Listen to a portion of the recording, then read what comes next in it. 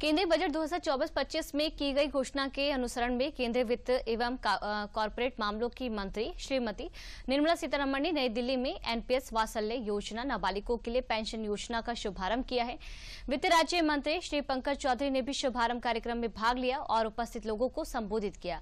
अन्य सम्मानित अतिथियों के साथ वित्तीय सेवा विभाग के सचिव और पीएफआरडीए के अध्यक्ष भी उपस्थित थे। एनपीएस वात्सल्य शुभारंभ कार्यक्रम पूरे देश में 75 स्थानों पर एक साथ आयोजित किया गया, जहां 250 से अधिक प्राण कार्ड वितरित किए गए। सभी स्थानों पर कार्यक्रम में स्कूली बच्चों ने उत्साहपूर्वक भाग लिया।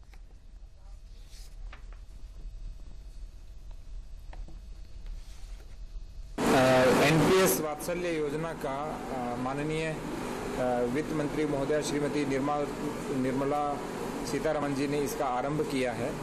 इसके आरंभ करने का उद्देश्य है कि जो डिजिटल गुल्लक अभियान है, इसमें बचपन से ही बच्चों को बैंकिंग के विषय में पता चले, माता पिता में और बच्चों में बचत की प्रवृत्ति विकसित हो और 18 वर्ष की आयु के बाद उनकी पढ़ाई या अन्य कार्यों के लिए यदि धन की आवश्यकता है तो वो धन उनके भविष्य में उपयोगी हो, इसके लिए इस योजना का शुभारंभ किया गया है। इस योजना का जो मेन उद्देश्य है कि अभी तक तो एनपीएस 18 वर्ष से ऊपर वालों के लिए था और इस योजना में बहुत अच्छा रिटर्न है।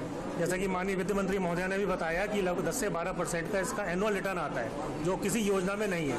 तो अगर एक 8 साल का बच्चा इससे जुड़ता है और अगर वो 10,000 रुपये महीना भी डालता है तो यानी कि एक साल में उसके 1 लाख हुए।